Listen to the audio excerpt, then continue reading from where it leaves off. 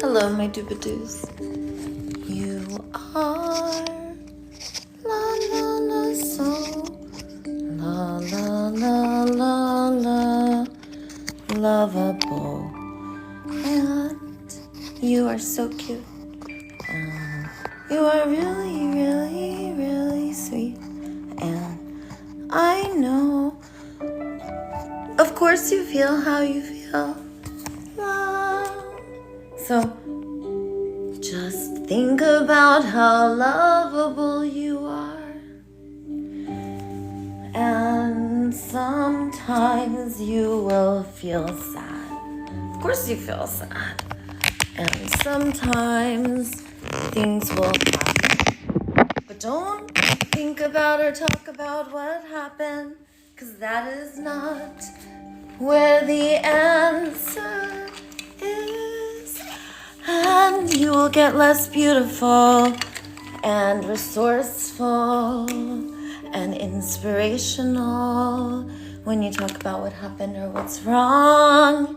My little dooba scoob, of course, you're angry and upset. I'm gonna give you a boop, boop, boop on our nose. And thank goodness we have ourselves, and we have each other too, to give ourselves understanding and empathy. Of course you feel how you feel. You make perfect sense, Daisy. You're feeling alarmed and you're feeling sad because you want your relationships to be harmonious. And it hurts you, and you feel upset when others do not receive you and your good intentions or the light that you bring, and they go blah. How could you blah? What? There's literally nothing. In fact, look, I'm quite delicious. There is no blah. I want us. Look how I'm loving myself. I love you. Don't ever speak or think anything that's not loving. When you touch yourself, it's okay to vent and wallow. That's called dissolving enemy images and stories. I know you're just biting and scratching. You're so cute. I will wait for your heart to open. Oh, you have injured me. Past repair. We will never. How dare you? Here is a threat. How about some demands? Oh, I know. I won't talk about how lovable you are. No, I'm not going to care about how you feel. In fact, actually, I do care about how you feel. I'm going to try to make you hate yourself. Oh, here, listen to this. As soon as you forget to love yourself, and as soon as you turn on yourself because of what I've said that is wrong with you, then you will mystically, in your shame and sorrow and terrible feelings, all of a sudden begin to repent. That's right. You will then come to me and you will be like, I've seen everything that I'm doing is totally wrong and you are the master. Mm-hmm. We know this is never gonna happen. All right, my little doop scoops. So just tell yourself you're so beautiful and lovable. It makes so much sense. Go like this with your shoulders. My shoulders don't move like that. You just haven't tried it yet. Alright, so if your face does you start going like that, then that's okay. So just be like this. Do a lip flip. And then do a cheekbone rise. Oh, okay. A little more. Perfect. Tell your DNA code to rearrange so you could be more gorgeous. You just got more gorgeous. Jake, hi, look at you. Oh. I can't believe how lovable I am. That's right. I know. I must be deeply in love with myself. Because if I am not, if I turn on myself, then that means I might turn on those who I love. Could you imagine telling people I love what's wrong with them? Could you imagine me trying to force and control instead of relating to them and talking about what would help? Could you imagine if I came over to them and I said, Anna, you're not that lovable. Yeah, bleh. I would not be that influential. With the intention to love and heal, everything I touch will be enhanced. Because my touch is gradually more loving and healing. Oh yes, you're so lovable, touch, and loving and sweet. Boop. So are you. Oh, look, your skin is flawless. That's what I say if I see something. That's what I say. I don't point it out. I don't say what's wrong. I say flawless.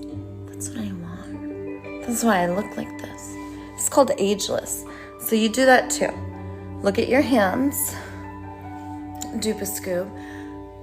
And now lift your arms in the air. Tickle, tickle, tickle. I got you. How dare you? You have broken our trust. Just kidding. So now look at your hands. I would never tickle torture you without your consent. That was the air tickle torture. I use my TikTokulosis to see you. I could see everything. I know a lot of you got really scared. Okay, I would never reach through. That's tickle torture. I would never tickle torture you without your consent. It was just the air one. But I could do it on purpose. Sometimes I will say things to you like, think about how lovable you are, or else I will tickle torture you. That is a threat. But don't worry, I won't do it without your consent. All right, my Dupascoop sweet.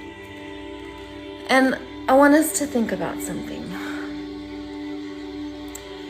When we're upset, we turn on ourselves, we turn on others. This means that we have not dissolved all of our trauma yet, my little Doomanoo. Oh, you're a little Doomanoo. Okay, so that means that long ago, my super squad children, grasshoppers, we were a tribe. We lived interdependently, my Dupascoop grasshoppers. And we were like, you're a Dupascoop and I'm a Dupascoop. If you're a Dupascoop, that means you're a god. It means that you are divine. And you are the same oneness. Like the same presence and power. That's a Dupascoop. Everything's a Dupascoop. But you must declare your Dupascoop ability. Okay? So when long ago, a long time ago, there was a world where the Dupascoops lived in harmony, and every once in a while, a Dupascoop-a-doo would make a mistake. Oh yes. And everyone would cry. They would hug the Dupascoop who made the mistake. They were able to identify that the Dupascoop has a behavior. This behavior was a strategy to meet a need. And they spoke a language of feelings and needs. They did not use words in the form to be. They would not label and judge and accuse and punish because they knew this hurt the whole. And more of them meant more food, more workers, more survival, more love, more affection, more caregivers for the children, more creativity, more of whatever gifts and skills that they brought. They saw everyone as having an upside and a downside, and healing and integration was the way, whether it was an animal or they would just find them a place. Let's say there was a sheep who was way too violent and he was hurting all the other sheep. They'll just have him go live with the lions. And the sheep, he was so violent, but you should have seen him around the lions. He would just go bite on them. He fit right in. Lions were like, they thought he was a lion. So that's what we want to do. We don't look at someone and say, oh, look, they're beyond the repairable, they will hurt the vulnerable. Well, that sounds like a amazing warrior. Sounds like this one's got a lot of skill. How could we use that? Oh yeah, he's a good one. Right? That's what they would do. Long ago, grasshoppers of love. You're like little dupe scoops jumping on leaves of empathy. Yes, you are. You are love crusaders traveling through the world. That's right. I know do. Oh, you're so cute. You like when I do that with my lip, don't you? Okay, I'll do a little more. How about that? Oh, you got a little right there. Look at you. I would never touch anything unless... I would never. There's no unless. It is with the most love and the most care and the least force and control. This is what the tribesmen said long ago. They know that there was an upside and a downside and that love was the way. And they mended relationships, they did repair work. They would sit in a circle and there would be information that was given. And one of the tribesmen would speak and all would listen. And the needs were what was spoken, not who did this and what happened. That would take too long. It would just be gossip. Once all of the needs were named, then the conversing would stop and most of it was telepathic. It would be 1 or 2 words filled in and downloaded with tons of information and everyone would sit and breathe. They'd be like, a dooba, a blee blue, a dooba scoop. You're so lovable. And they'd be like, just very, very wise. We must breathe. This was the way. And then one day, there was a mlimla.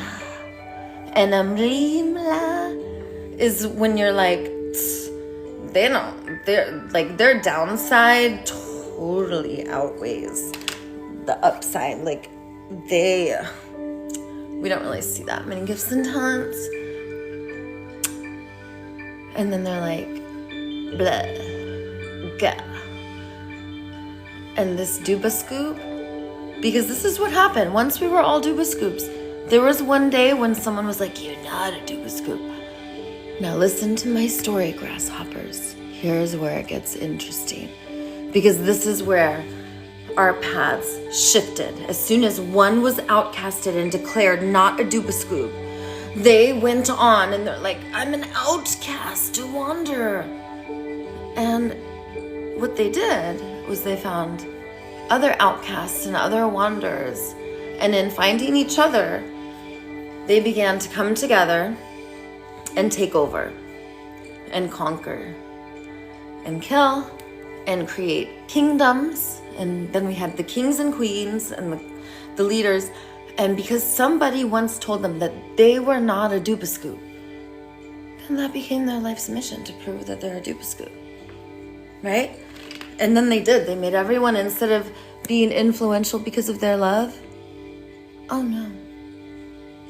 They let themselves go. They didn't love on their bodies. In fact, a lot of them became overweight and addicted to things and not taking care of themselves with love. And we need to take care of ourselves. When we become addicted, it's because we're looking for a dopamine blast instead of life-affirming, wonderful ways of taking care of ourselves and meeting our needs. These conquerors, having non-enhancing entities enter their bodies, they had non-enhancing relationships. These kings and queens long ago were a lot like the leader in North Korea, Kim Jong-un. He's one of my good friends. He's a great leader. Oh, look at this video that he sent me. Look at this. This video Kim Jong-un sent me. Oh, there it is. Look at this. Look at this video. Look, he's leaving. He's like, all right, come on, you guys. Look, they're like, no, don't go. Please. No, we love you so much. We really don't want you to go. No, we're willing to go in the water. Come back. Can we please have a hug? I love you. I love you guys too. No, don't go, Lito. Here, watch it again. Look, he's pointing at them. He's like, hey, look, what's going on over there? What's happening? What is that? Oh, wait. Oh, come on. No. Hey, Kim Jong-un, we really love you. We love you so much. See that? So this is the kings and queens. He's my best friend, Kim Jong. They love him so much. But you want to know something? They're scared to death. He tells me all the time, he's like, yeah, it's very dangerous in my country to not clap when I do something cool. And I'm like, that's what's up. And if we ever hang out, Kim Jong-un, you're coming to me. I'm not going to you. Has Kim Jong-un ever come to Venice? We should invite him to Venice. He's a dubascoop. Here's what he told me. Because I talked to him about this. Our ancestors, they were told they weren't dubascoop. They turned into kings and queens, took over, made us like them, but to a smaller degree. It right here in Los Angeles, California, by the beaches, specifically Venice Beach. Santa Monica, Manhattan Beach, no, you're not that free. Venice Beach, you are free. And Santa Monica too. You know, like I want to read you guys a text message. This is what's going on because we have a Loveolution. So this is my friend. I said, listen. I said, what's up, sheepish skater? This is Daisy, the Venice healer. My other phone stopped working finally. This is my permanent phone. So text me here. Do you want to be a superhero and liberate the beaches, triggering a global awakening everywhere with our love? It's so fun. I have a giant loudspeaker and a music speaker. A couple of my friends are going to come with me and drive me around. This is what we did last week with Mary. Mary filmed it. I go on to say, do you believe that global liberation is possible? I wrote a 28-page book about how we can liberate ourselves. It's called The 5 Steps of Global Liberation. And then I sent her a copy. I said, here's further down in our thread. Let me know what your superhero name is. And if you want to speak also, you can, because we're going to go speak together. We sing, dance, perform to activate and awaken superheroes to trigger a global liberation. Okay, so here, stay with me. Those kings and queens, they still exist to this day.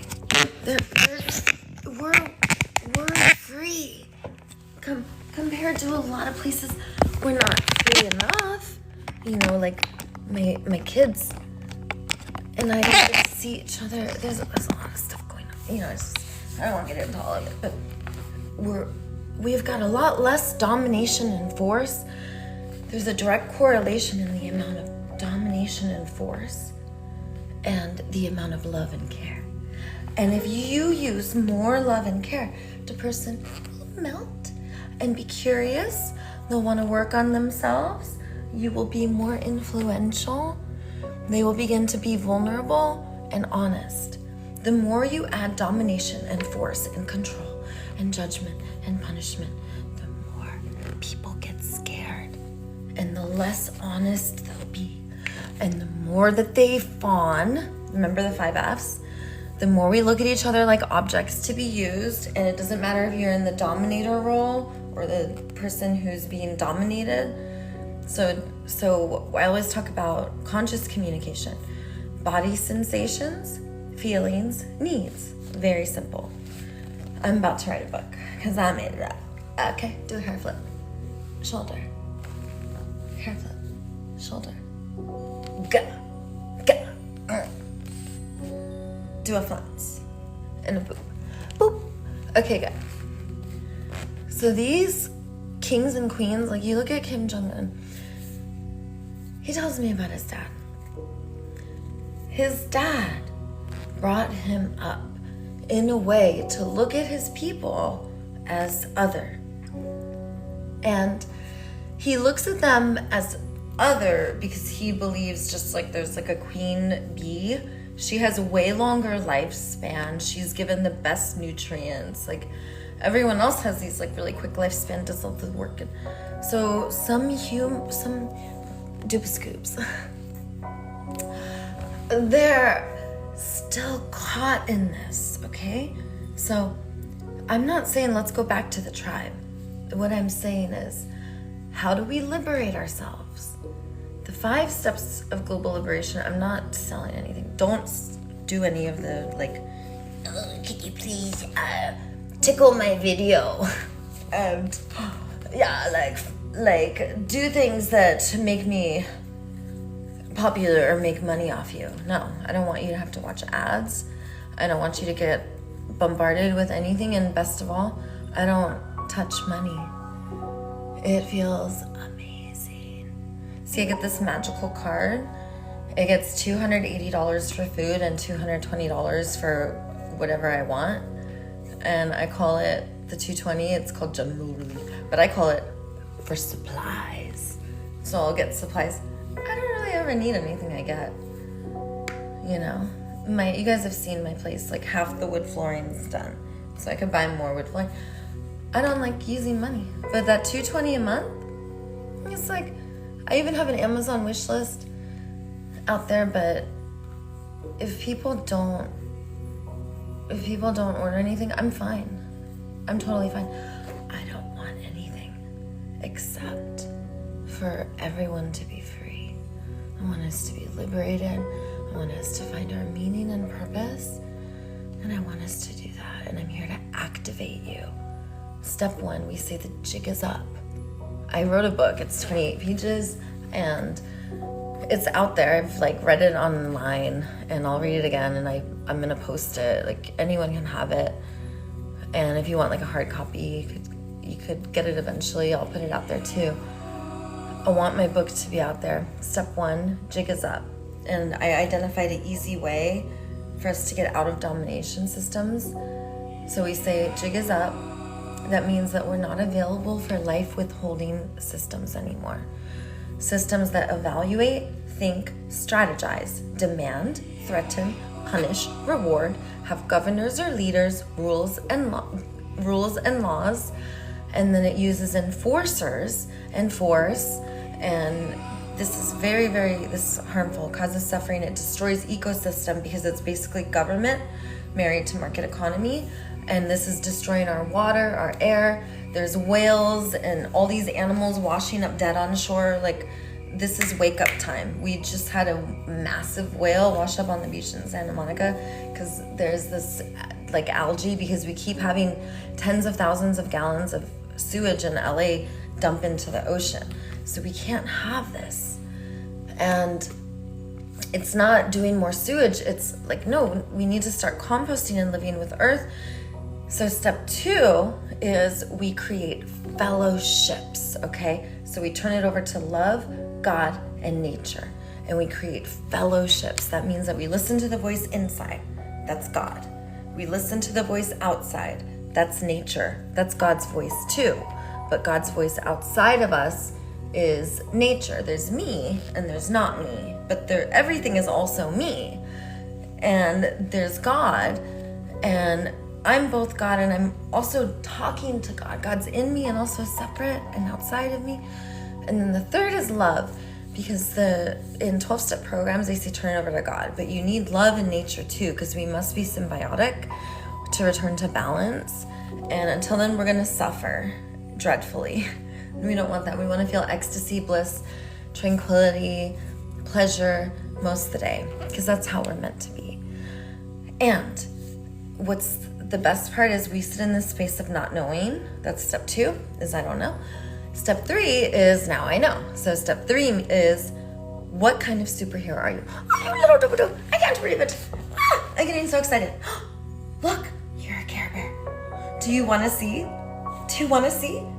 It's the picture on my tummy that tells you what kind of Care Bear I am. I'll show you. A doom, a boom, ba boo loo. Look, there's a beautiful heart and a whoosh, whoosh, whoosh. infinity symbol. And the heart stands for I am here to awaken you. That is my first thing I'm here to do. There's only two, don't worry, I'm just not gonna make you sit here all day. And that's why there's a heart, because I'm here to awaken you. What are you talking about, you're here to awaken me? To how lovable you are, of course. Boop! La! Eyes sparkling, rainbows blasting out of your pores. And all of a sudden your hair is fluffier. Let's just take a minute to take that in. The second thing that I'm here to do after I awaken you to your lovability, that means that you find out your meaning and purpose, okay? I awaken you. I don't just awaken you so you could be like, love all day. No, like your eyes turn to hearts. Your heart blasts open, becomes limitless and boundless and more powerful than ever before. You more influential superhero. And then your tummy starts to change too. You find out your meaning and purpose that is part of awakening you. The second thing I'm here to do is I'm here to unite us. That's the infinity symbol. And in uniting us, I'm gonna go outside with my loudspeaker and I'm gonna say, hey, whose rat trap is this? Come out here and get it. Or I'm gonna put it in this trash bag, and I'm gonna have tons of trash bags. I'm gonna carefully put every single rat trap in the trash bag. I'm gonna go into the place with it, filming, and I'm gonna say, is this your rat trap? Next time you better put food out for rats and make homes. They are not dirty. It is humans who are living in filthy ways. Get rid of this concrete. Biodiversify and treat Earth like our big, big, big mother who we love and care about. And if I see a rat trap out here again, I'm gonna keep putting you on blast. And everyone, this is the park residents here, and this is their rat poison that they have out. Please do not put poison ever again. Do never, ever kill any of our friends. This is murder. It is not loving or caring, and it is not in support of all of life, because we belong together. We evolved perfectly together, so please never kill our friends again. Only give to life in positive ways. Thank you. I will dispose of this. Are there any others that I've missed? I'm here to unite us, to tell you that squirrels and mice and mountain lions and bears and beavers and otters and all of our friends here in Santa Monica Beach, that's just here in Santa Monica Beach, they're our friends. Stop killing our friends. Stop capturing them. Stop controlling them. I'm here to unite us. Okay, I'm here to unite my super squad. I don't want to do it alone. I'm here to unite us. You heard me calling to my friend. That's step 3. What kind of superhero are you? Tell me your meaning and purpose. Put it in the chat. I want to know 3 things. How do you feel? What are your needs? And what is your meaning and purpose? What incredible positive change are you here to bring? My name is Daisy the Venice Healer. I'm here to awaken and unite us. We are superheroes, here to bring incredible positive change to the world. It is time to liberate the whole wide planet. Go, superheroes, go, go! With the goddesses rising, because we're vulnerable, we're leading, we're so good at attuning to the vulnerable man. That's why you're always looking outside of yourself going, who needs help with your muscles? And you need a lot of rest and to wrestle each other, because that helps you get rid of all that testosterone. And don't worry, us women are so good at multitasking, so sit down, you're doing too much, world leaders. Us women are going to take over, because we're the goddesses. And we're here to liberate life.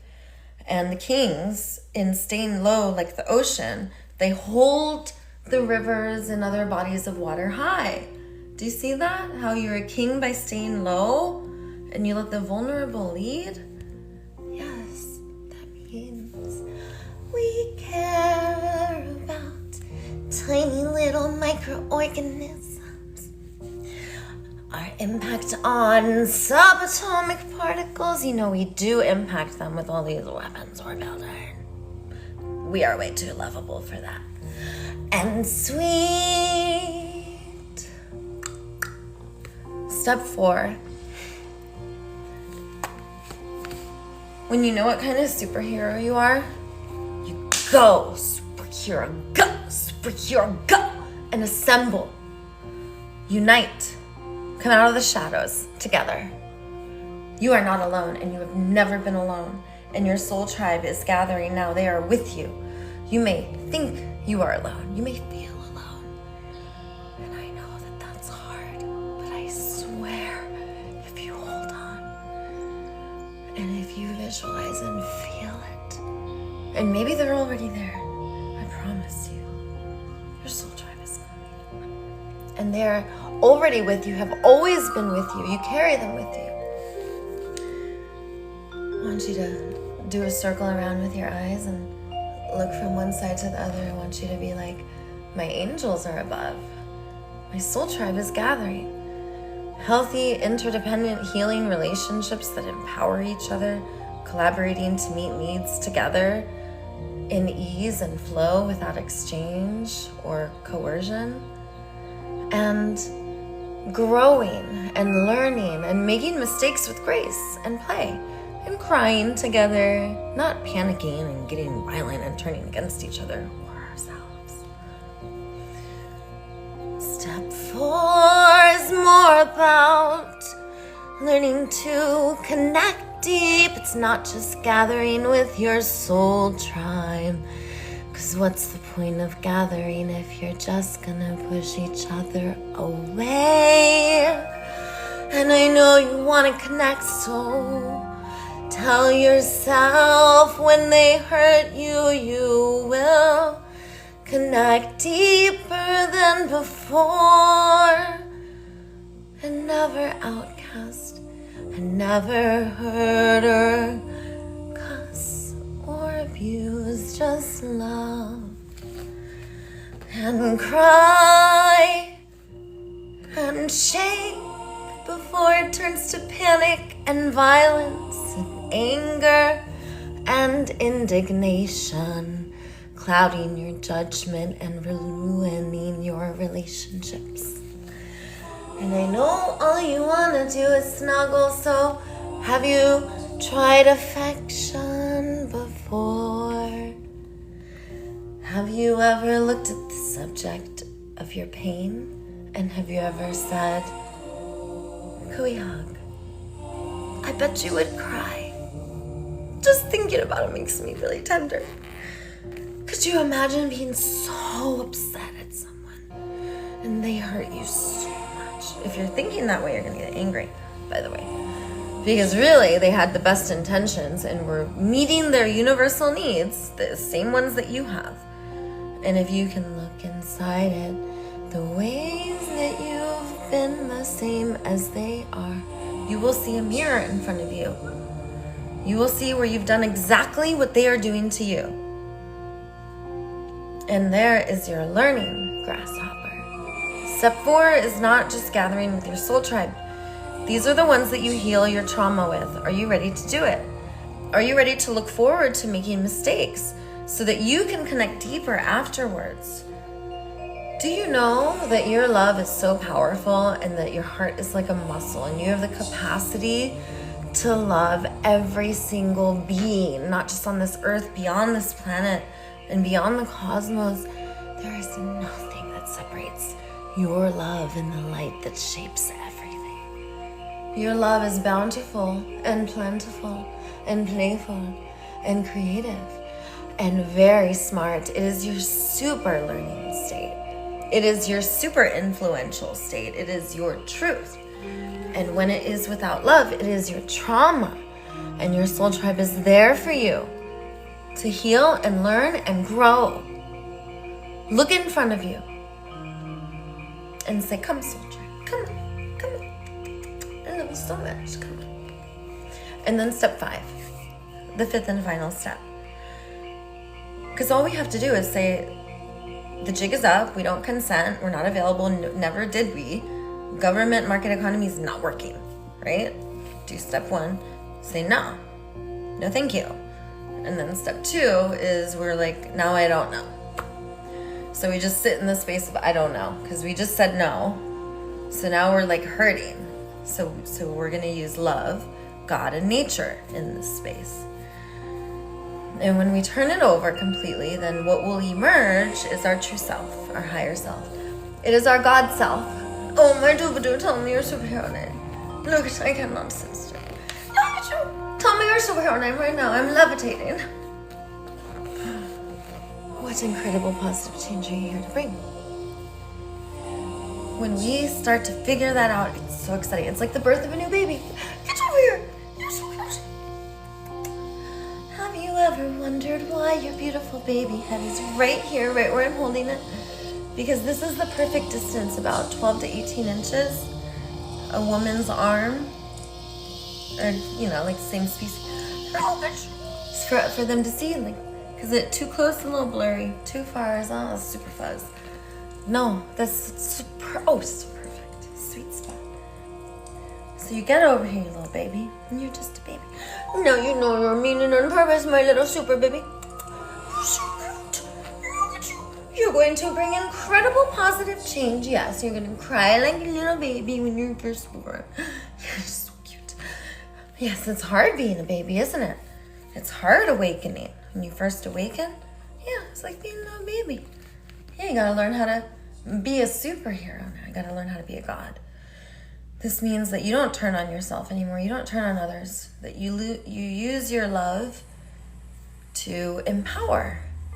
That you use the power of your thoughts and you make sure that they are in perfect alignment with your words. That your thoughts and your words and what you truly desire, and for everyone in your tribe to be considered, and for you to consider all other species, and for you to consider the earth and the cosmos. And we must be fully aligned. We're so dimensional. We must care about everything when we make our decisions. When we become a superhero, we know that we need to have all of the resources to do our work. This is when we know we cannot charge. We would never charge. We're not for sale. We're not sellouts. This is not about getting rich. In fact, we would never even be available for listening to advertisements, yet we won't pay for a membership. And this is because we're superheroes. We don't acknowledge. Instead, we're going to find our ways to meet our needs outside market economy. Do you know that you could keep creating a new email account and keep getting free trials and subscriptions to all different Snapchat, YouTube, every single one. And then just like open enough accounts, have $20 in each one, or a bunch of cash apps, so that way you have all different cards and you can get new cards. I think they allow like a couple a year, and there's ways that you don't have to pay for anything. You could get around the system. And the more that we don't give anything to nourish or support the system at all, like do not watch advertisements, no, because that hurts you. You release adrenaline and cortisol. So now that we're a superhero, we find interdependent, healthy relationships. We don't do codependent. We don't do coercion. We don't have people sit there and try to influence us and program us and code us with propaganda. No.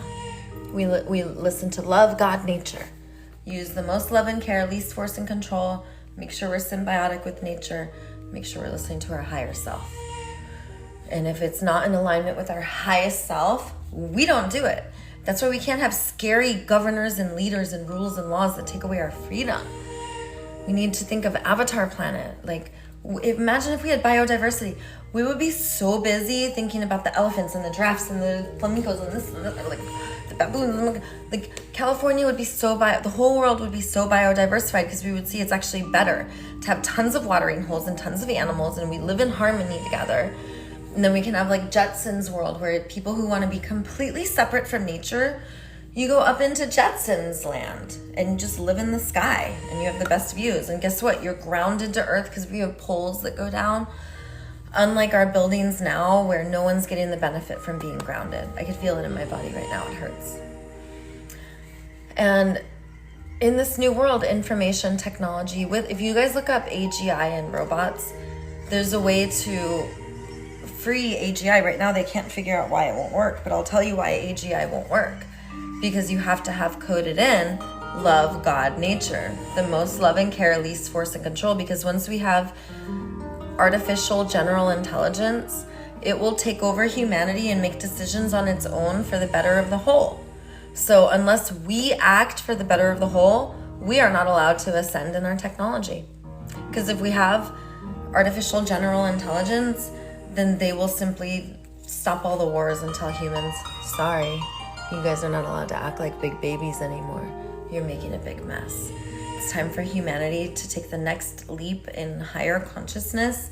And instead of this third dimensional, like violent othering, we're gonna actually go up here and become our higher self version, which is like, if this was our child self, this is like our adult self now. We can move to the 5th dimension now. And in this dimension, we're all God. We're all Dupascoobs, okay? That includes like parasites, things that you don't like, things that I don't want to touch, right? Things that I don't think, like this little squirrel bit my, look how bad. Dude, this squirrel, so cute. They want to come in my lap, snuggle. But my fingernails look like pistachios, okay? So if I'm feeding the squirrels pistachios, I better not have fingernails that look just like pistachios or I'm gonna get bit. So in being gods, we don't allow nature to hurt us. We use the most loving care, least force and control. I'm not gonna punish the squirrels and make an enemy image out of the squirrels and others. No, I'm going to take this information. If I have fingernails that look like pistachio nuts, then they're going to bite my finger because they're going to want to eat this pistachio nut. So, you guys, when we move to this higher vibration, nothing feels more wonderful. Once we're superheroes, we want to tell everyone what that's like. And when we have our soul tribe, that's the 4th step. So our superhero self has 1 or 2 things that we are here to do, and that's the incredible positive change we're here to bring. So I'm Daisy the Venus healer. I'm the superhero who's here to awaken and unite us. That's why there's a heart and an infinity symbol on my tummy. So you are the superhero. Fill in the blank with your superhero name. And the incredible positive change that you are here to bring is and it's 1 or 2 things. Duba, scoop. And that's your superhero self. And then you have a soul tribe or a super squad. Once you have your super squad, we cannot allow domination systems to exist anymore, because whatever domination systems there are, they will come back and try to take over and conquer us, or they will continue to hurt the planet. We can't allow this. So we must use the most love and care and the least force and control in order to liberate the whole entire planet, and that's the 5th step.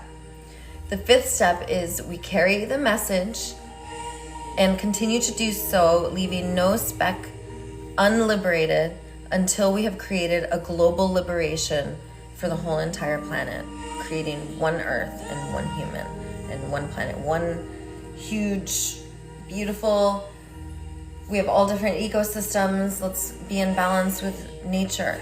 And we get to all live in abundance. There's kings and queens living in lavish abundance, but we don't realize we could all live in lavish abundance and all be friends and not fight. All of us. We can all have like the best food, best medicine, best everything, and have beautiful nature and not hurt our planet. So you guys, I'm gonna use the little girl's room. You guys talk to each other. I'm gonna connect when I come back. Could you put in the chat? I'm gonna start to call on people.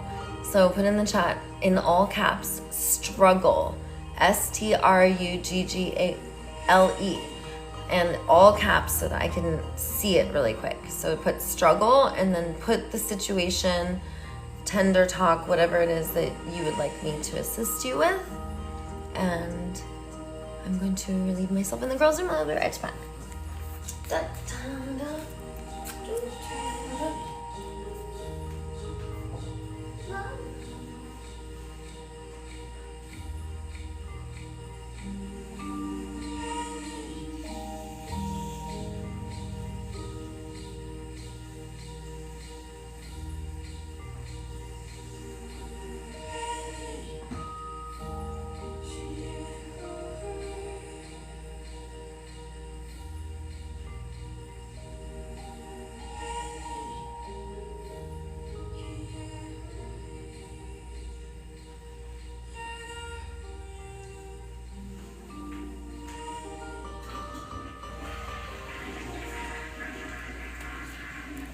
Super Squad. Let's connect. Da, na, na, da, na, na, na, na. Hello, Super Squad. Who has a struggle for me? Love you, Super Squad. So, I see some of you are putting the word struggle. John, tell me what's happening for you. You guys put it in the chat so I could read it. I would love to know what's happening for you guys.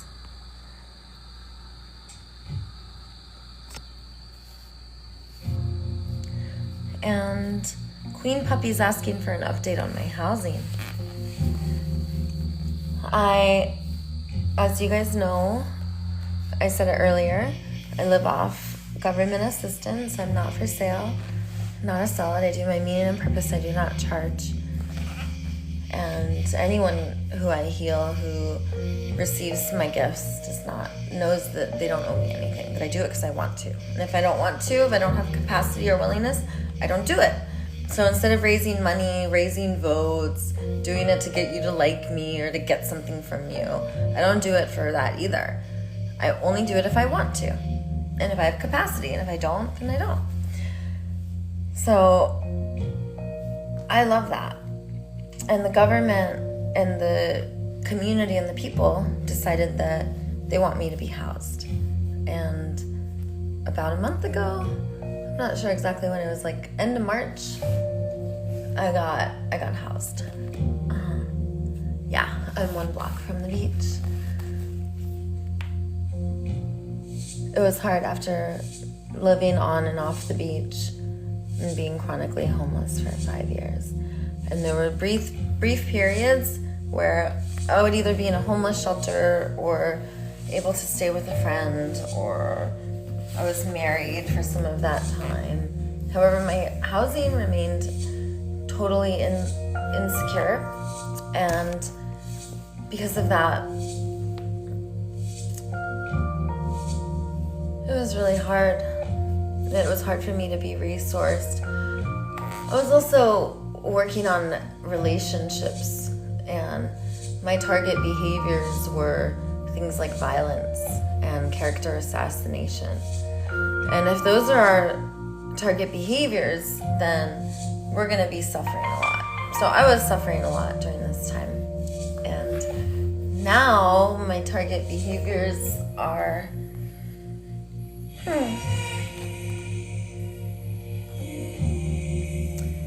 my target behaviors now are more related to because I have a lot.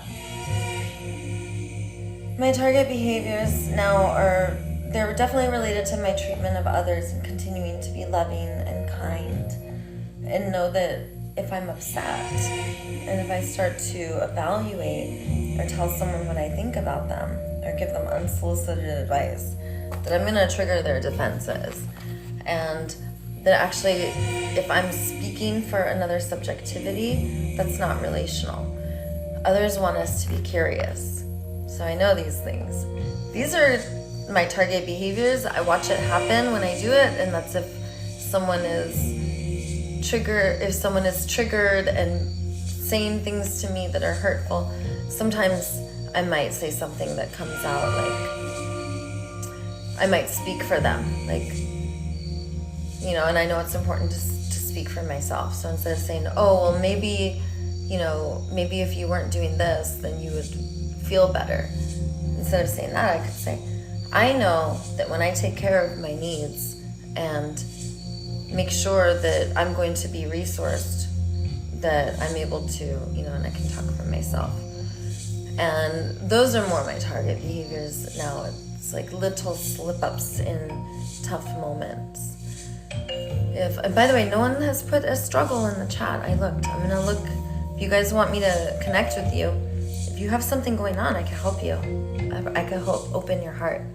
That's what I do. I show you the language of the heart. I'm not like your teacher. You're the one with the wisdom. I don't know. You know. So I just help you uncover that. I do a doo-ba-doo. Like that. Okay? So if you have a struggle, put it in the chat. There's 84 comments I'm gonna look at. So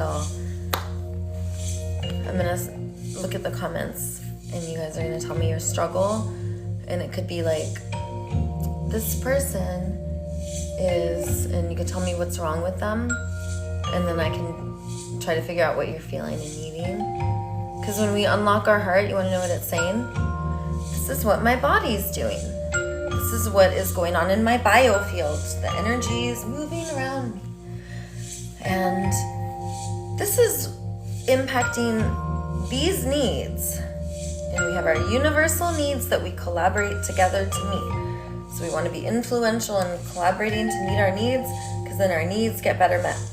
Then we want to be really good at co-regulating our nervous systems. Because if my biofield is Blekama and yours is Abuda, Alala, then I want to be more Adilili.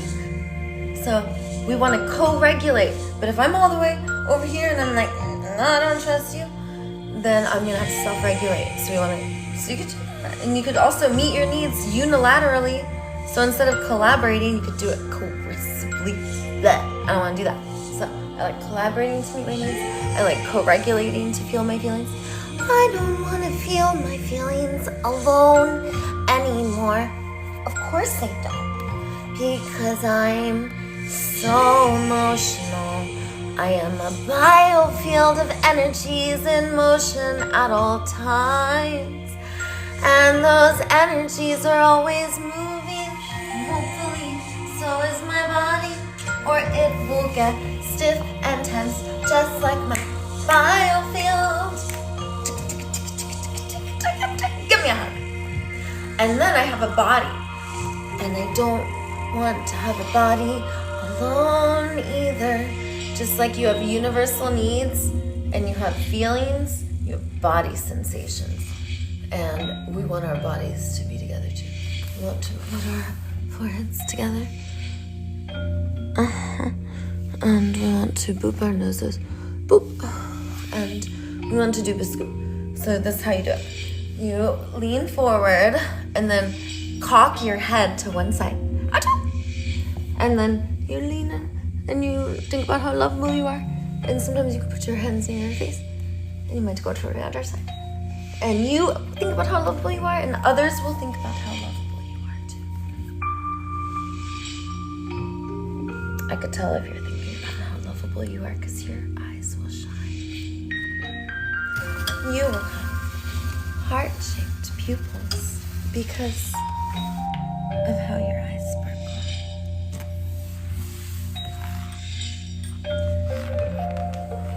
If our heart speaks in terms of body sensations, feelings, needs, that's a really simple language of only 3 things. So I know that this worries a lot of you. I know you guys are like, that's not enough. We've just got to complicate it. Yeah. Love is that simple. All right? That's what I have to say about that. All right, I'm ready to connect with you guys. Anyone have a struggle? I do not see anyone who wrote a struggle, so I guess you guys don't have a... Oh, okay, here we go. Hey, Brooke. Struggle. I'm at a crossroads in my life. I awaken from being broken. But if my crown is closed, am I? Brooke, I want to be in conversation with you.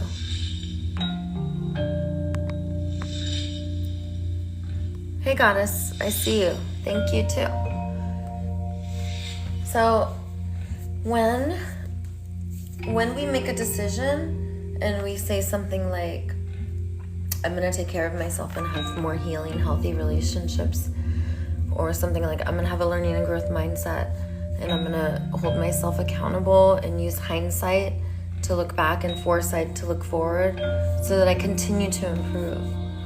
I wanna have the insight so that I can respond in ways that cause me to be more influential with my love, which is ultimately my power and ultimately what will build trust. We trust who love us. I mean, come on. If you're a baby, you're not gonna trust someone because it's the great leader. You're gonna trust who love you.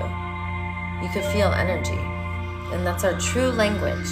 Our true language is not our sympathetic nervous system, our evaluations, thinking, strategizing, demanding, threatening, punishing, rewarding, judging, accusing, lashing out, turning on each other.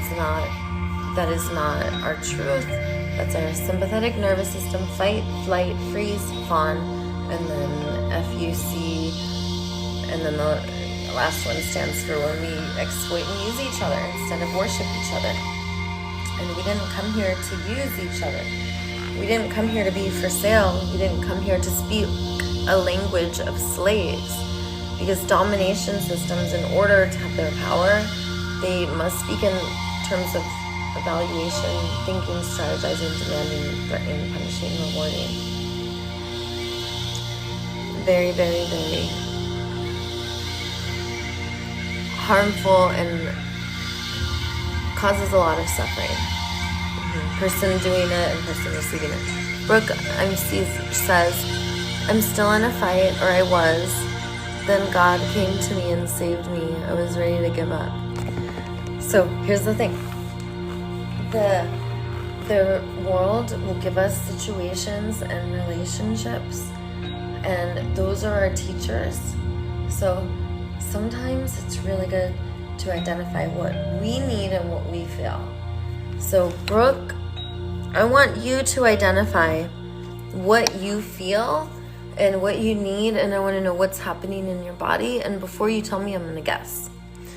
So I'm going to guess that you're feeling in your body shaky, your breath when you think about the situation with this person, that when you think about being with them, like your breath goes in your throat, your heart's erratic, there's not beautiful cadence or rhythm, that you've got like energy and blood in your arms and legs and your belly, and chest is kind of hollow, and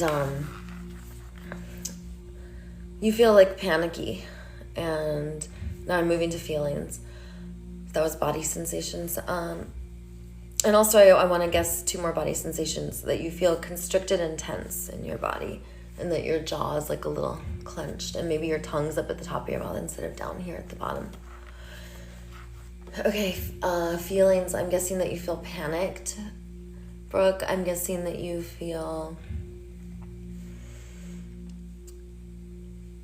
divine energies, that you feel hopeful, and you feel enveloped in love, and you trust.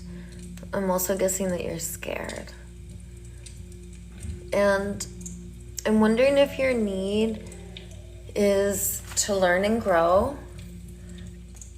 I'm going to guess, I don't think that you're done with this person.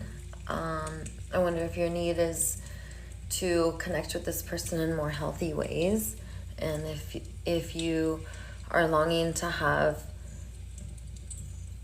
life-affirming ways to meet needs, and you could call it boundaries. I like to say life-affirming ways to meet needs, because then it's a collaborative approach to what we're going to do together, where if you have a boundary, it's a unilateral decision of what you're going to do. And I believe that your need is for like communication, that you feel like you can't communicate with this person, and your need is for understanding, and your need is for autonomy, that they're a bit controlling and you want more autonomy. And that's my final guess for needs. So that was body sensations, feelings, and needs. Okay, Brooke, let's see. She said, great job. And she also feels unsafe. Brooke says, yes, goddess, they are teachers. Okay, so I was accurate in my guessing your body sensations, feelings, and needs. Goddess, what happens in your body when I was guessing your body sensations? Did you feel a relaxing and melting sensation? Or do you still feel some stagnant energy? And if you do, can you tell me where that energy is? And is there any energy that's stuck in your body? Brooke says, I've never been protected. I've found my power in myself. I know love exists because it's in me.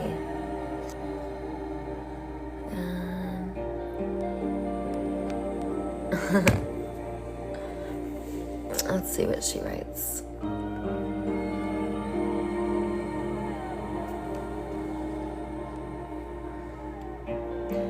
Brooke says, yes, you're so right. They don't understand me. Still asleep.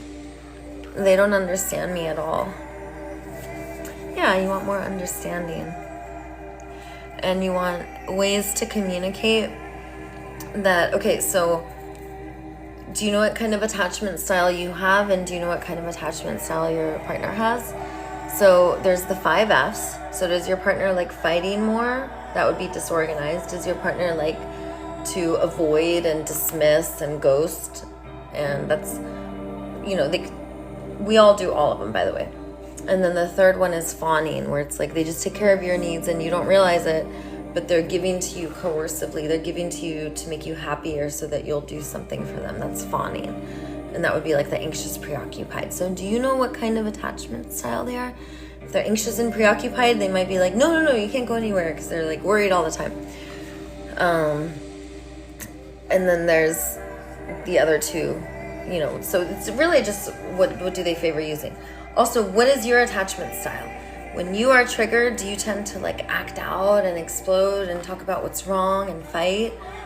Then you're more disorganized. Or for you, when you're feeling threatened or when someone's coming at you, are you more likely to avoid them instead of sticking up for yourself or defending? Are you more likely to just like deflect or run away?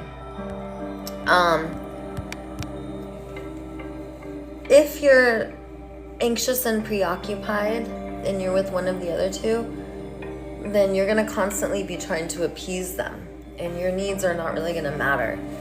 And you're going to pay more attention to like, how is this person feeling? And I hope everything is okay with them, because if things aren't okay with them, then I'm not okay. And if you're fawning, then that's also a form of our sympathetic nervous system not tuning into our higher self. It's a form of unconsciousness. So I'm wondering what attachment style you are. Brooke, if you could just say like either fight, flight, freeze, fawn, just say which, or you could say disorganized, anxious, preoccupied, and the third is dismissive and avoidant. Okay, let's do it. Brooke wrote. Oh, I love that. Child of God says, I pray angels to surround your relationship with your partner. Me too.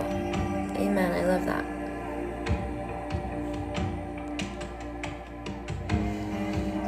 Okay, Brooke says, he avoids all that and I confront it. I'm a Cancer. I fight for my loved ones.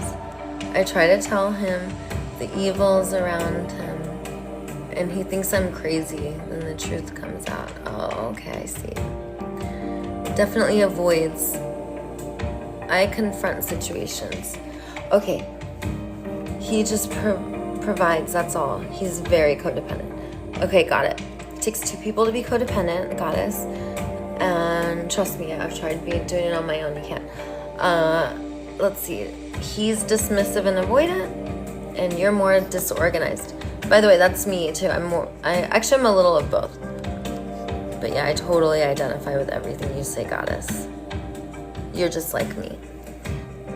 She says, yes, you're so right. Thank God. But we do our work. Now I've got this amazing King Big Ben.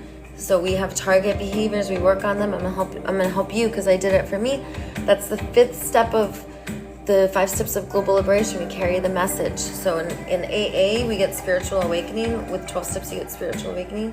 This way we get spiritual awakening with just 5 steps and global liberation. So Brooke says,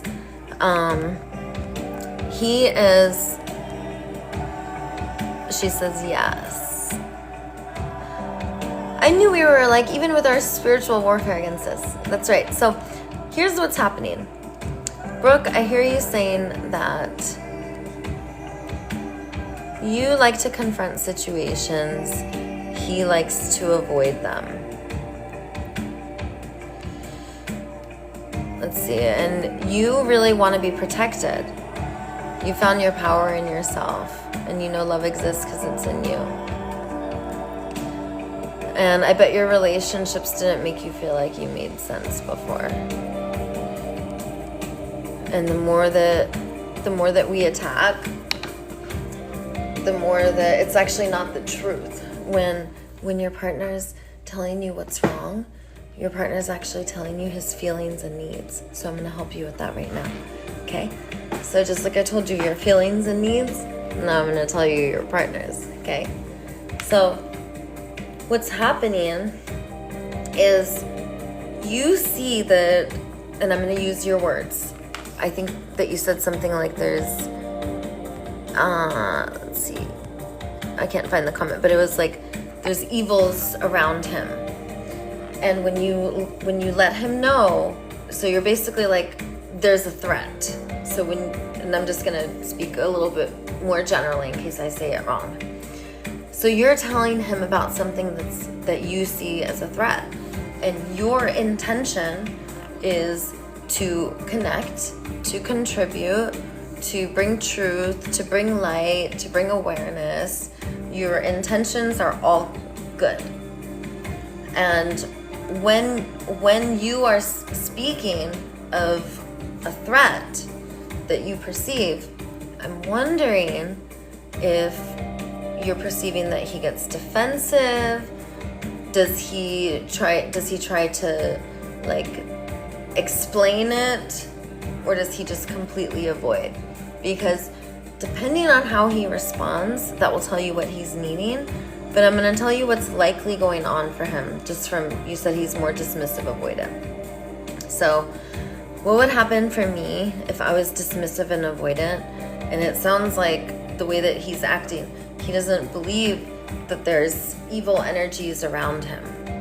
And if he does believe that there's evil energies around him, there's a piece of it that either he feels powerless in it and can't do it and doesn't want to talk about it. So either you're bringing it up and he doesn't want to talk about it and he does believe it, or you're telling him and he doesn't believe it. So if he doesn't believe it, then he's not going to like you saying that, because you're telling him what's true for him, it sounds like, instead of be curious. So if we're curious, then we'll get a really long way with them, because then we could still say everything that we want to say, but we could be real mischievous in a loving way about it, and not mischievous in like a sneaky way, because loving is filled with truth and trust. Loving's not scared. Loving is not trying to get a response or get someone to be nice to us. No, love is just wanting to be gentle and loving. So if your gentle and loving self were to approach him and tell him about these evil threats that you, my queen, are so bravely and gorgeously and gloriously trying to alert him to, and in response he's attacking you or he's avoiding you, and either way that's going to hurt, because if you're not also a dismissive and avoidant attachment style, and if you're like anxious, preoccupied, or disorganized, so if you're anxious and preoccupied, you're going to be like, no, please. Oh, you're going to like try to like win them, explain them, defend, no, wallow, poor me. But it doesn't sound like that's you. You're a fighter goddess. You're a Cancer. So you're the crab, and you're the sign that is going to go to bat for yourself, because you're going to get respect. You're going to get good treatment, and you want truth. And he is getting really defensive, and he doesn't like it because he wants to be related to as a subjectivity. And he wants you to say something to him like, so I want you to tell me what's happening for you when you notice these evil energies around him. Tell me specifically what's going on, and then I can help you with the language. So what we want to get to is a place of shared reality, and then we want to collaborate together. And then we also want to check in with how each other's feeling, and we want to get consent. And it's basically like saying, hey, do you like this? Do you enjoy this conversation? Do you want this conversation? Do you not want it? Would you prefer that I don't tell you? Would you prefer that I do tell you? How would you like me to tell you, and when? Would you prefer that I get your consent before I start to tell you? I don't want to trigger you. My intention is to contribute to your thriving. And I'm not going to get hooked by anything you say, darling. Like, every time you tell me, I know this isn't your truth coming out. Goddess, I know that you want to think that that's his truth coming out, but anything he says to you that's not kind and loving, that's not his truth, okay? Please do not believe that. You are very lovable, and you're also very loving and sweet, and if you weren't, he wouldn't be there. There's something very special about you, and he knows it and you know it, and don't believe anything that anyone ever says to you when they are upset. Only listen for their feelings and needs. Darling, are you upset because you would love to be the authority of what is true for you? Are you longing for more curiosity? I think that his need is curiosity, and I think he feels flabbergasted and invaded, and that he wants to be the authority of what's true for him, and that he might even feel scared, because if you say there's evil energies around him, he might feel scared or sad. And also, if he's getting so upset, it's probably true, right? I think we all have a little bit of good and bad, good feeling, bad feeling. I don't know if I believe in good and evil, but we all have positive, negative, enhancing, non-enhancing energies, entities around us. Everything that we say is always both true and not true. So if we say, oh, you are so this, well, yeah, to some degree, I am everything. So if you tell me I'm this and it's a positive thing, or this and it's a negative thing, no matter what adjective it is, it's going to be true to some degree. So I would just say, like, allow this person to be the authority of what's true for them. And also consent. Like, make conversations more fun, not just consent. Consent is the minimum. Making conversations fun means that people look forward to having tender talks. And from now on, if you're going to tell this person something triggering, Brooke, if you look at it as a tender talk and you ask yourself things like, what does my loving voice have to say? And then the other piece is, no matter what, you hold the relationship first. So no matter what this person does or says, you never do anything to hurt the relationship. So you don't ever character assassinate. We never attack. We never say what's wrong with them. We don't punish. We'd never gossip or badmouth. Because when we speak in a language of what happened or what's wrong, then our evaluations and what we think and our strategizing will start to come out. And that ultimately is not relational. That's going to push each other away. So check in with your intention. Do you want to connect, or do you want to disconnect? And if you want to disconnect, then just say, I love and release you. You don't have to threaten and demand and do. Not that you're doing that, Brooke. I was just saying, in extreme situations, our sympathetic nervous system tricks us. It's the part of us that wants to get people to, right? To make them. And if someone doesn't want to listen and we make them, then that's going to hurt them. And then they might hurt us if they don't know how to talk about what will help and what they're feeling and needing. So if we do the work for them, and then we could say things like, I'm going to pretend to be your partner. If you could tell me a little more, I'm going to look at the chat now, Brooke. I love you, Goddess. Thank you for connecting with me.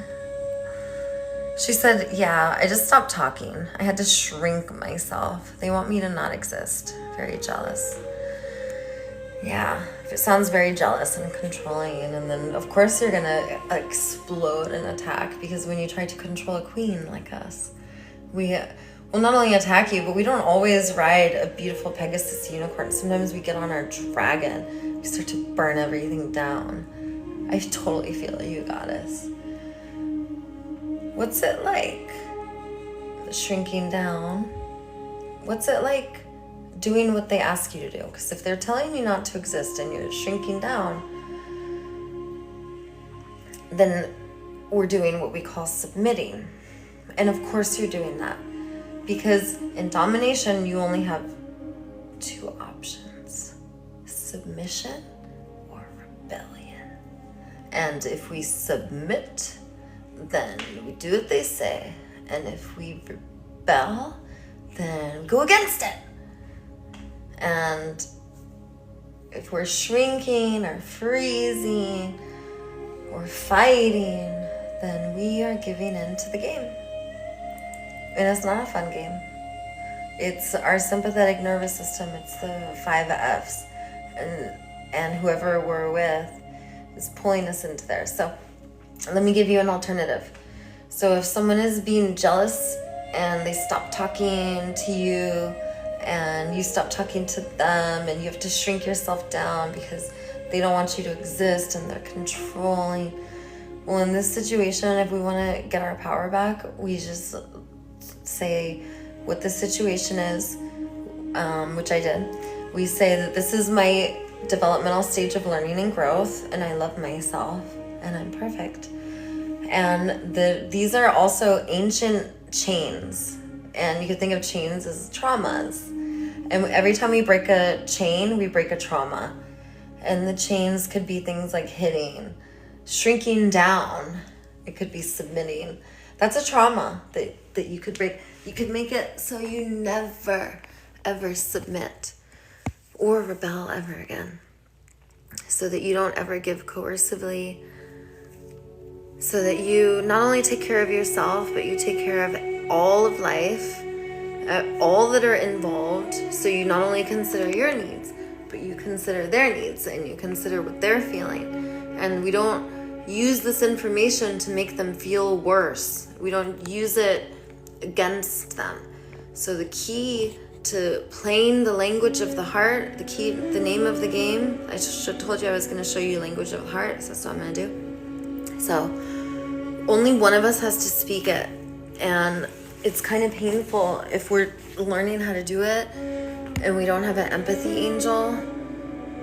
I used to listen online. I would listen to Marshall Rosenberg, Yvette Erasmus, Sarah Payton. I would find teachers and trainers who taught nonviolent communication.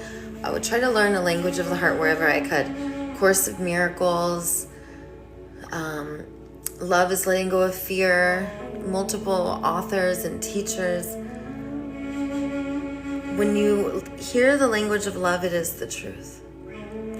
It is the truth. It is our most creative, conscious, powerful, influential, and the best part is it's more powerful than anything that's hurtful or poisonous or icky or toxic. It dissolves it. Love neutralizes and dissolves it. You will see people run from it. They will run. They don't want to be neutralized by it. They don't want to open their heart. They will run. Or they will stand before you and you will watch all of their walls come down. You will watch their defenses go away, and you will see a beautiful, vulnerable, gorgeous melting in front of you. It's something that anyone who witnesses cannot deny the beauty of the experience when a heart opens and the language of the heart comes out. The language of the heart feels immensely healing and wonderful to our body. The language of the heart is things like, I no longer am available for, and then you can name. Instead, I will have, and you can name what's happening. Like, let's say the person's putting you down or using like name calling, the words that are really hurtful. You could say that. This hurts me. I feel sad. I'm not available for you to say things that hurt. I want to say things that will help the situation move forward. This will create stagnant energies that fester and are toxic. I want learning and growth. And when we reframe, just anything they give you that's like blah blah, give them a hayala, right? Like this, blah, and then you're like, ah. And so, okay, so you could practice, like, go downtown to whatever area. See, I just walk outside. I'm right by the beach, so there's a lot of people who are hurting. And go by someone who's hurting, who's saying mean, awful things. Let them say some mean, awful things to you. Or maybe they'll just do it without you even planning it. Practice loving them. See their perfection. And when you do, and when you're overflowing with love, let them hear it. And say what you are thinking. I love you. You are perfect as you are. I know you've been hurt.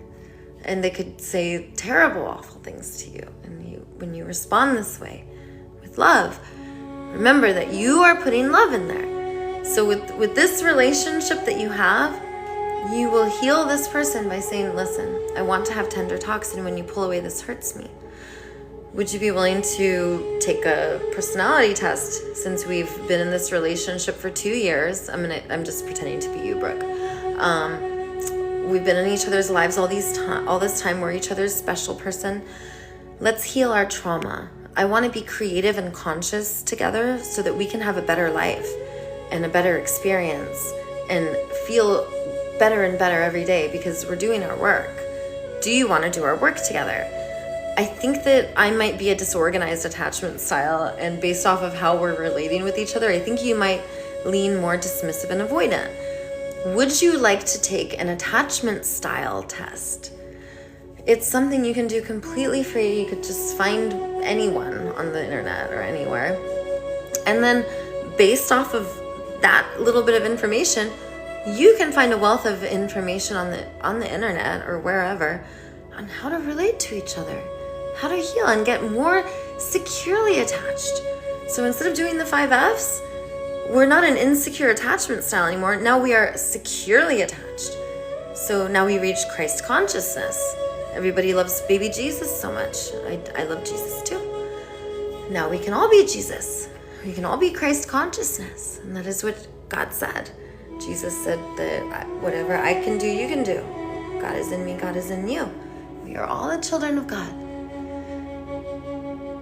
And I want to know, Brooke, what's coming up for you?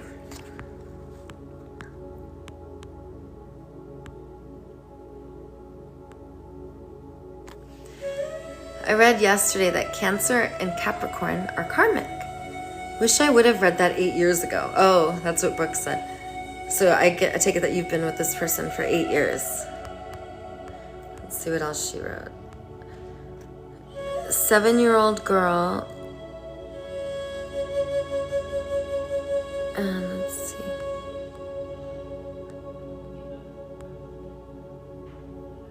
Brooke says, love would fix everything. It's so simple. And then there's a face emoji crying.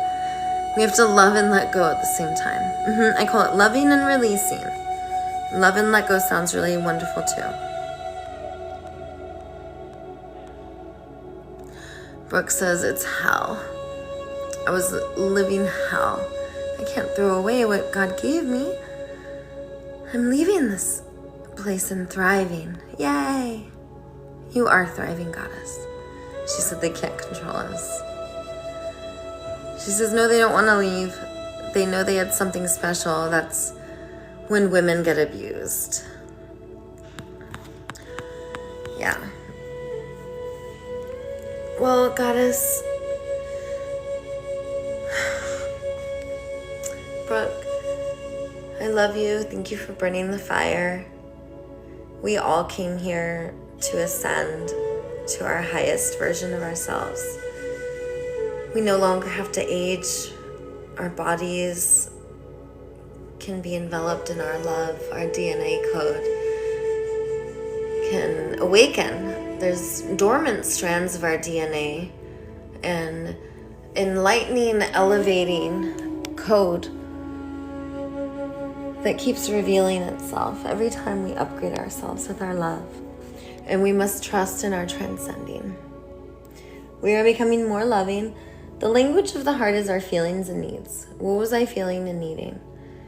And if we can say, I'm needing more conscious communication, and just stay really calm. And then if the person says something really hurtful, you could say something like, I can see that your heart's not open right now. I'm going to discontinue this conversation, and I want you to let me know when your heart is open. And I'm going to, if you have to block them, then you tell them that. If not, if they don't respect you, they keep reaching out, don't even open the text. And if it's gonna hurt you, like it hurts me to have my phone say things that are not nice, so I just block the person. I don't want those vibrations on my phone. If you don't want to block the person, don't. But if you do, then you let them know. You tell them why. You say it's not you. It's because I'm just not in the developmental stage of being able to feel this yet. I haven't yet been able to without it impacting me in hurtful ways. And if I were able to, I would not block you, but since I'm not able to. And also, we are the gatekeepers of our harmony. And if we allow people to keep coming into our biofield, or if we allow people to come into our consciousness or our awareness in any way, if it is not to elevate, empower, inspire, contribute to our thriving, then get them out of the way. It's one thing if you have a project who is elevated because you're their teacher and they're the grasshopper. And in order to hold on to what I have, I must give it away. And I want that. I want to be a servant. But if someone is not there to learn and grow and they're just there to kind of drain and take and reenact trauma, and we'll know the difference by how our body feels. And our body will tell us, because we will tense and clench before we're going to see them, while we're seeing them, and or after we see them.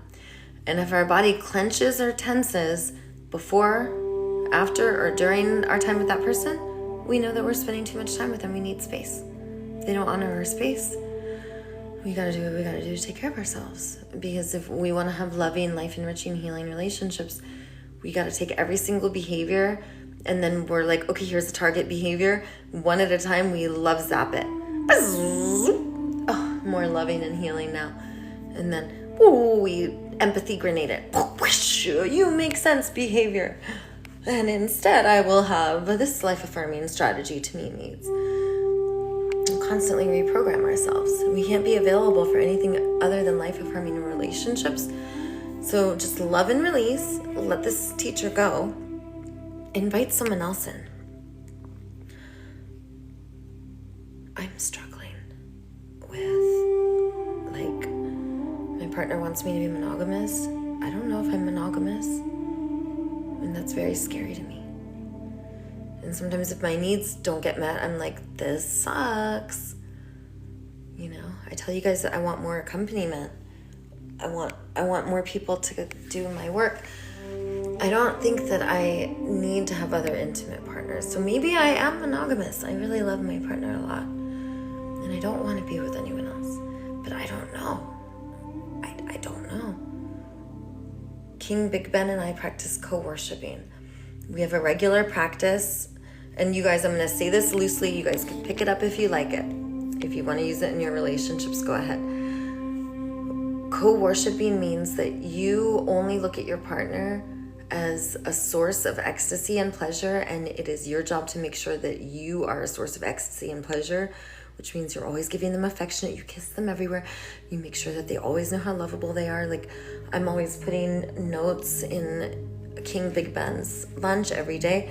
If he doesn't eat his lunch that day, then I slip it in his backpack the next day because there's no lunch to put it in. But I make sure that he gets a reminder of his lovability every single day. I make sure, and multiple times a day, I ask him. If I'm not certain, I will say, are you thinking about how lovable you are? And then if I see the eyes twinkle, I'm like, good. And if not, I will say it again. Are you? We do this all the time. We have a practice of grooming each other, not just affirming and lifting each other up and empowering each other. And these are words of affirmation. We have a practice of grooming. If I have any blemish or pore, he squeezes it. If he needs a scrub or manicure, pedicure, I do it. We feed each other. We take care of each other. We have a massage practice. We have a workout practice. We do breath work. We listen to teachers. We learn. We don't ever watch TV or movies or things that are mindless. We'll listen to teachers, and we'll listen to something with the specific intention of learning. So we'll learn together. We work out together. We sweat. We go in ice baths. So that way, when we want to do an activity, it's like, do you want to go on a skateboard ride? Or do you want to go? Sometimes he'll run, and usually I'll skate. I typically don't run. I do run sometimes, but he'll run 8 to 10 miles, and I'll skate the whole time. He's really fast. He's way faster than I am skateboarding and running. He's super fast. And we have so many healthy healing activities that those are our go-tos, and never do we say, hey, and then start picking a fight. that's not one of our go-to activities. If one of your go-to activities is to turn on each other and pick a fight, then you need to pick like 5 to 10 healthy healing activities. And may I suggest snuggling? Like a lot of times my partner and I will just say, hey, let's snuggle. And if I'm upset with him, or if he's upset with me, we snuggle. He was upset with me and I said, let's snuggle. And then another time got a little upset with him, we snuggled. Snuggling is so important. And when you withhold and you don't snuggle and you're upset, this can be felt, it can be painful. Co-worshiping means that you don't ever enemy image, you never look at the person's downside, you think about what's lovable about them. Co-worshiping means that you care about their body, you care about their feelings, you care about their needs. And you want to meet needs together so that when your needs are getting met, it's not either your needs or their needs, it's both of your needs are getting met together. I teach flow strokes, which is this beautiful shamanic healing breathwork partner yoga practice. And you basically do yoga, breathwork, and hypnosis on your partner's body. And it feels amazing for everyone, is healing for everyone. That's another thing that my partner and I do. We have so many things that we do together, and I want all of us to have things that we do together. Do you bathe? Do you groom? Do you look into each other's eyes and just eye gaze sometimes? And when you do, smile. And when you see your partner, even if you just saw them and literally they're just walking into the same room that you happen to be in, let your face become awestruck and be delighted to see them, because that is your truth. And if it's not your truth, then don't do it. But if you can cultivate that, which you can, because the more we work at it, the more we will see this is our nature. We're loving, we're creative, we're meant to be working on our personal development, our relationships, we're meant to be helping and healing the planet and not selling out to be workers or going to school. That is not what we are here to do. So I want you guys to put in the chat. I'm going to download this video. Unfortunately, it's not going to be on TikTok, but if you guys want to see it, it's going to be on YouTube, okay? It's too long to download on here. So I love you guys, and we will connect soon.